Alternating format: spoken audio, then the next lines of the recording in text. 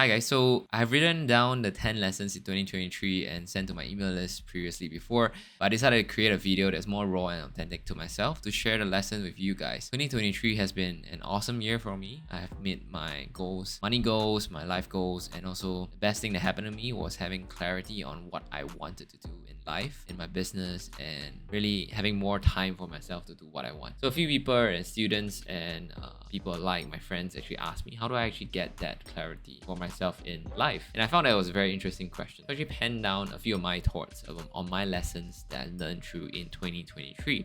So here are 10 lessons that I learned in 2023. Now you might be wondering, or you might be instantly comparing right now that I'm way further ahead than you, and all these kind of things will creep into your head when you overthink of certain things. So the main thing I want you to do when you watch this video is to learn and kind of have your own insights on what I do, on my thoughts, on my processes and stuff like that. Don't compare, right? It took me 6 years of entrepreneurship to get to where I am, and I wouldn't say I'm very far ahead of you. I'm still learning, still growing, and I'm happy the way that I am. So the main thing that I have advice for people watching this video is do not compare where I'm at with where you're at. Time is your own time, is your own pace, and carry it on. So I want to share what really helped me in 2023 last year, and the first thing I want to share is finding time to think is very, very important. Right? A lot of people actually in entrepreneurship likes to hustle, likes to really go and do more and more work, become a yes man with every opportunity that comes in your way. What I realized throughout the years is that I tend to say yes too often, and then I find no time for myself.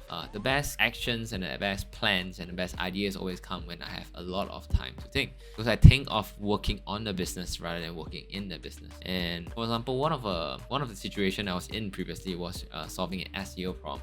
Right, I had a chance to talk to many agencies, and all of them actually recommended me a solution which is using their agency services. However, I felt something wasn't right, and the SEO plan doesn't sound sound. So I already consulted, and the last person I consulted was my friend. And he said that you shouldn't actually do SEO for your main site, but create alternative sites to really create this whole plan all together. Because they give me a list of reasons why the old site has a lot of problems, and if I were to work on the old site, you say every single day you would have issues on that because of some things that were done before. And I found that was the answer that I was looking for, right? I didn't agree to any of the other agencies because I found that there was a flawed way of plan. And if I didn't have the time to think and I acted on the plan itself, I would start on a plan that won't go right in the first place, right? Attribute all winnings or increase in revenue as when I sit down and I will solve the problem and I actually work through the problem based on a piece of pen and paper, and I really understood the crux of the problem and actually what simple solutions I can use to kind of solve that, right? And that literally is working on the business, right? So the more time you think as an entrepreneur, the better your answers and solutions will be for the problem that you are currently solving.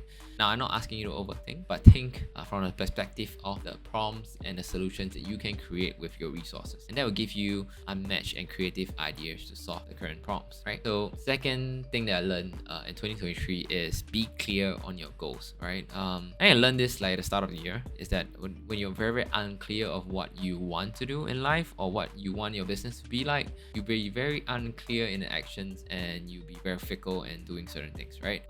Let's just say if I don't know what I want my business to be like, I will accept every client, I will do every offer or like every service for a client, then my life would be hell, right? Let's just say my goal is just to be earning 100k a month. That is a goal, but it's not a clear enough goal. So what do I mean by a clear goal is that understanding what's my non-negotiables, right? So right now, if my new consulting business, my non-negotiable is to grow that consulting business to 1 million next year, or which is this year, right? 2024, without taking sales call, without running a lot of ads, without compromising on the quality of content, right? So main thing is I just want to be niche famous. I want to spend around X amount of hours a week on this business, and that's all. I don't want to take any sales call, and the fulfillment needs to be light enough, and yet still help the clientele achieve the results that I promised them, right? So all these are constraints, and when I put myself in the constraints, I'm able to find a business model that suits me, and also be able to execute very, very clearly on what exactly I need to do, rather than I need to do this, that, a new funnel came out, need to do that. No, right? So be very, very clear on your goals, understand your non-negotiables, and you understand how to actually execute very simply to reach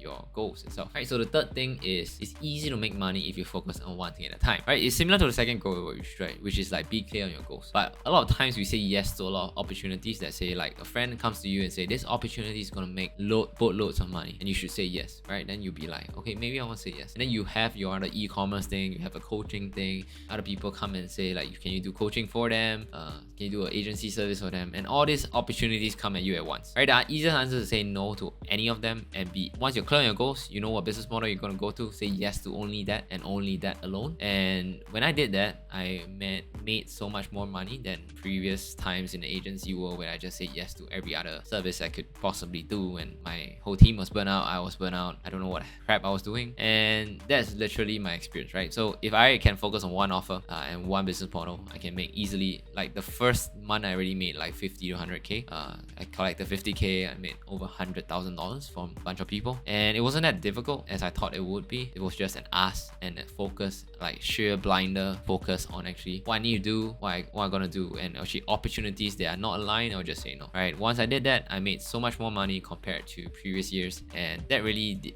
was the number one differentiation in my business, right? The fourth lesson I learned is that people underestimate small incremental gains. So compound interest is something it's like 8th wonder of the world or 7th wonder.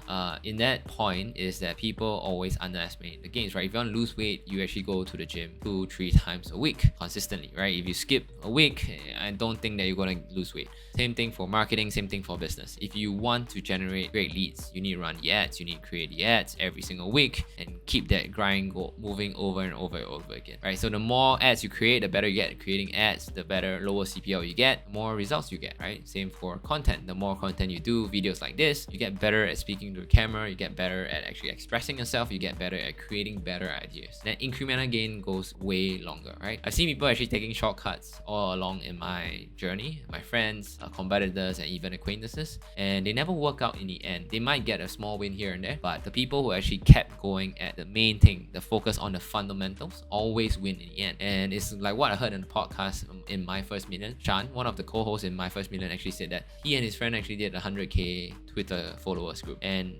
all of them got 100k, but the people who stick to 3-4 times tweeting a week or a day actually got to 1 million much faster in the same time frame as them getting to 100k. So consistency always wins, right? And it just doesn't show at the start, but it shows always at the end. Lesson number 5 is to say no to opportunity that doesn't stack. So similar to number 3, which we say like we have focus and on knowing what we want. The key thing is here is that like some opportunities do stack, right? So you want to actually agree to them. And what we mean by stacking is you stack the wins. So example is that if I have an opportunity to do a talk with people, with a guy, guru, expert that has my audience, I'm not going to say no because I'm very sure that I'm able to get ROI after talking and making a speech on it. And that's essentially what I'm going to do, right? But if I'm doing totally business model, new niche, new everything, I'm just going to say no right now, right? No matter how good the offer is, no matter how great the opportunity is, I just going to say no, because the reality is that my focus will be split. And second thing is that it will not stack in the wins and the goals and the direction that I want as well, and it will pull me all over the place and maybe not even get me the results I want in end of the year, right? And I need to restart everything again.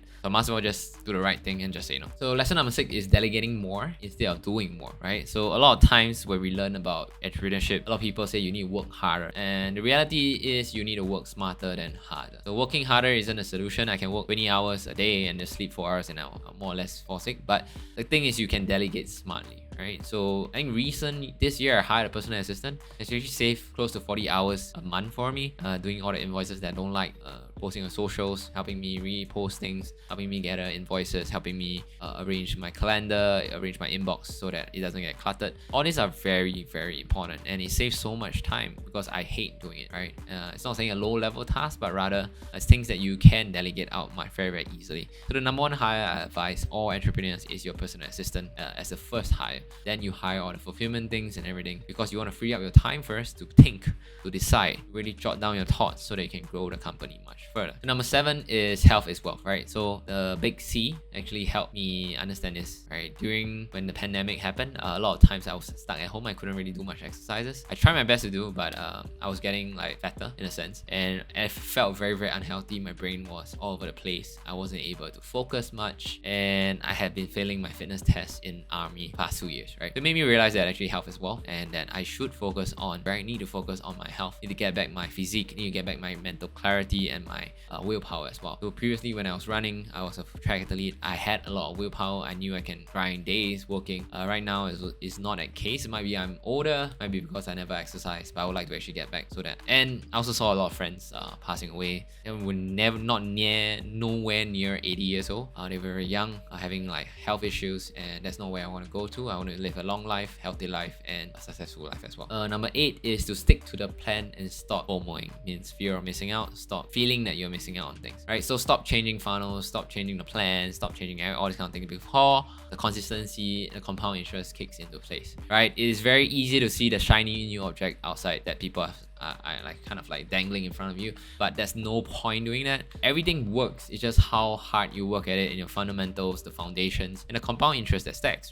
In the end, you need to understand this, right? The business is not built in like 1 to 2 months. You stop changing funnels, and if you stop changing funnels, it does compound and build up. I hate it when clients always tell me there's a better funnel there. Should I use that funnel? Should I do that? Stop it, right? So just choose one and actually grow to 1 million first before you focus on other things, and then you stack all the other funnels, right? And that's essentially really the answer to most of your things. Stop FOMOing, really start doing one thing. And what I nailed down content for my business, and every single month I have 4 to 5 inquiries, get 2 to 3 to 4 sales. That's fantastic, right? Compared to people who stop, like do 1 month of content and then they stop, right? That's a no-go. So number 9 is always ask for help when you're stuck, and instead of trying to do all alone, I attribute most of my success through networking, through asking my friends for help, and asking experts for help. And I can easily solve a very problematic problem that I've been stuck for 1 week by asking a question to someone who've done it before, compared to me just trying to Google, figure it out, ask ChatGPT, right? There's so many ways you can get to the answer. The easiest way to ask someone who has been there, done that, and experienced it. You can tell all the pitfalls. Simple answer to your solution. A simple solution to your complicated problem that you think. And it saves so much time, right? So when I was building an agency, it was so easy. I just asked a question.